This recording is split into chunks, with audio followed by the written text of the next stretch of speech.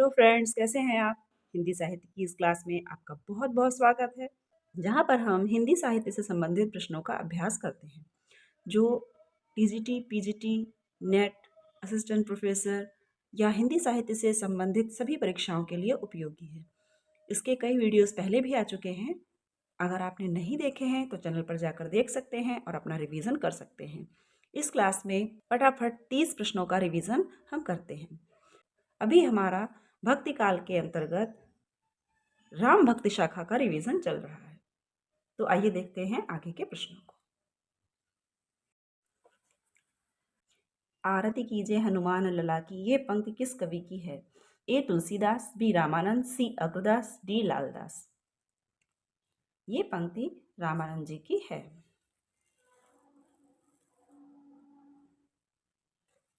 साकेत किसका लिखा हुआ रामकथा पर आधारित महाकाव्य है? ए अयोध्या सिंह उपाध्याय, बी जगन्नाथ दास रत्नाकर, सी मैथिली शरण गुप्त, डी भारतेंदु बाबू हरिश्चंद्र। ये मैथिली शरण गुप्त जी का लिखा हुआ महाकाव्य है। श्री रामार्चन पद्धति ग्रंथ के रचयिता कौन है? ए शंकराचार्य, बी वल्लभाचार्य, सी मध्वाचार्य, डी रामानंद। रामार्चन पद्धति ग्रंथ के रचयिता कौन है?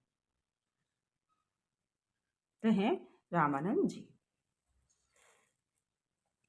रामानंद संप्रदाय की प्रसिद्ध गद्दी राजस्थान में कहाँ है? ए जयपुर, बी अजमेर, सी गलताजी, डी जोधपुर। रामानंद संप्रदाय की प्रसिद्ध गद्दी राजस्थान में कहाँ है? तो इनकी प्रसिद्ध गद्दी है गलताजी में, और इसकी स्थापना की थी कृष्णदास पैहारी जी ने, जो कि अनंतानंद जी के शिष्य थे। और इस गद्दी को उत्तर भारत का तोताद्रि भी कहा जाता है। जो महत्व दक्षिण भारत में तोताद्रि का है, वही उत्तर भारत में गलता जी का है। तपसी शाखा का पल्लवन किसने किया? ए कीलदास, बी द्वारकादास, सी कृष्णदास, डी अनंतानंद। तपसी शाखा का पल्लवन जो है वो द्वारकादास जी ने किया, जो कि कीलदास जी के शिष्य थे। और इसका प्रवर्तन किसने किया, अगर ये पूछा जाए तो वहां पर कीलदास जी का नाम आएगा। भक्तमाल के रचयिता कौन थे? ए लालदास, बी नंददास, सी नाभादास, डी कृष्णदास। भक्तमाल के रचयिता कौन थे? तो भक्तमाल के रचयिता थे नाभादास जी।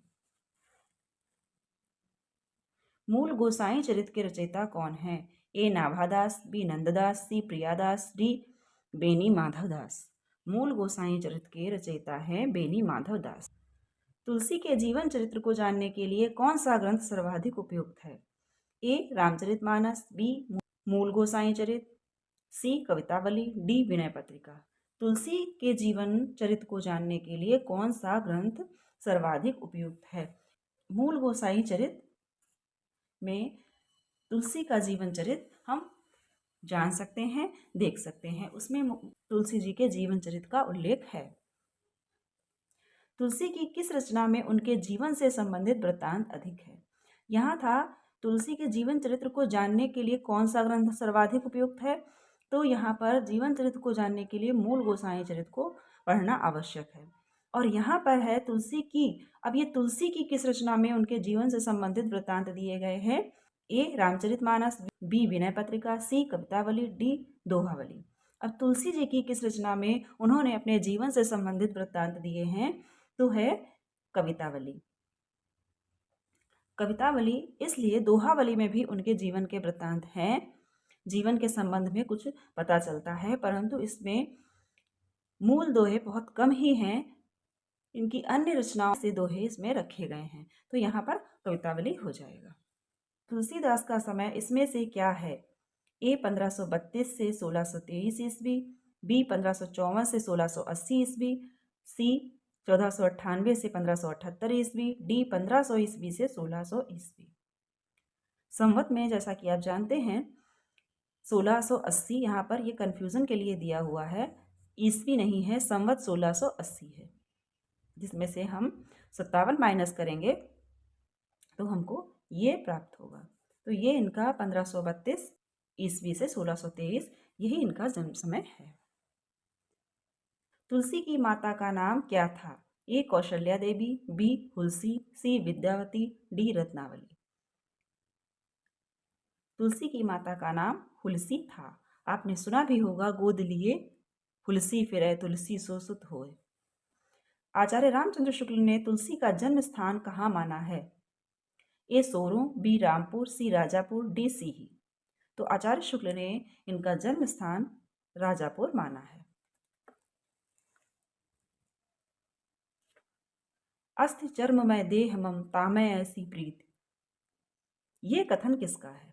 ए तुलसी, बी हुलसी, सी रत्नावली, डी कबीर। तो ये कथन आपको पढ़ के ही पता चल गया होगा कि ये रत्नावली का कथन है।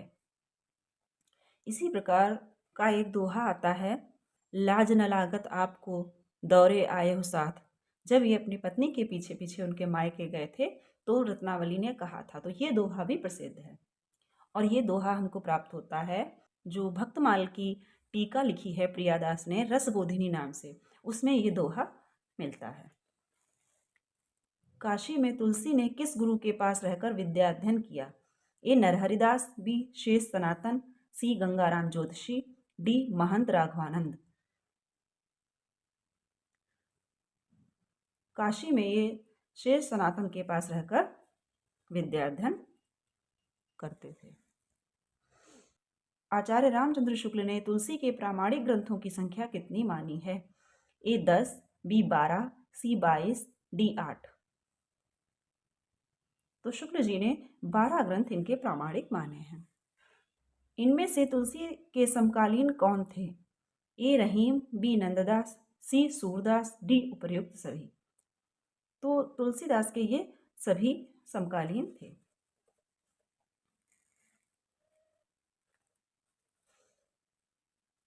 बरवै रामायण की रचना तुलसी ने किसके आग्रह पर की थी? ए मीरा, बी रहीम, सी केशव, डी सूरदास। बरवै रामायण की रचना तुलसी ने रहीम के आग्रह पर की थी। तुलसी की गीतावली किस कवि की रचना से प्रभावित है? ए रहीम, बी सूरदास, सी नंददास, डी केशव। तुलसी की गीतावली सूरदास की रचना से प्रभावित है। हनुमान बाहु के रचयिता कौन है? ए केशव, बी लालदास, सी अग्रदास, डी तुलसी। हनुमान बाहु के रचयिता तुलसी हैं।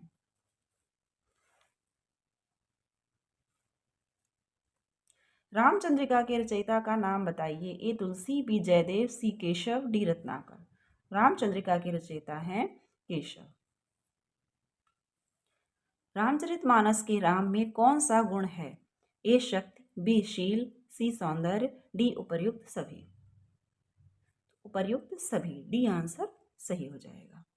ये सभी गुण रामचरितमानस के राम में विद्यमान हैं। भास्कर रामायण किस भाषा में लिखी गई है? ए तमिल, बी तेलुगु, सी कन्नड़, डी मलयालम। भास्कर रामायण तेलुगु में लिखित रामायण है। इसके साथ ही साथ रंग रामायण रंग द्वारा जो लिखित है वो भी तेलुगु भाषा में ही है। तमिल भाषा में कंब द्वारा रचित कंब रामायण रचित है। मराठी भाषा में रचित भावार्थ रामायण के रचयिता कौन हैं? ए संत ज्ञानेश्वर, बी नामदेव, सी एकनाथ, डी बेड़ाबाई देशपांडे। एकनाथ द्वारा ये रामायण रचित है जिसका नाम है भावार्थ रामायण। पौरुषेय रामायण के रचयिता का नाम बताइए। ए प्राणचंद्र चौहान, बी सेनापति, सी नरहरि बापट, डी माधवदास चारण। पौरुषेय रामायण के रचयिता हैं नरहरि बापट। जो भक्ति मार्ग पहले केवल द्विजातियों के लिए था उसे सबके लिए किसने खोल दिया? द्विजातियों अर्थात उच्च जातियों के लिए था, उसे सबके लिए किसने खोल दिया? ए रामानुजाचार्य, बी रामानंद, सी कबीर, डी तुलसीदास। सबके लिए ये मार्ग खोलने का श्रेय रामानंद जी को जाता है। रामावत संप्रदाय के प्रवर्तक कौन थे? ए तुलसीदास, बी रामानुजाचार्य, सी मध्वाचार्य, डी रामानंद।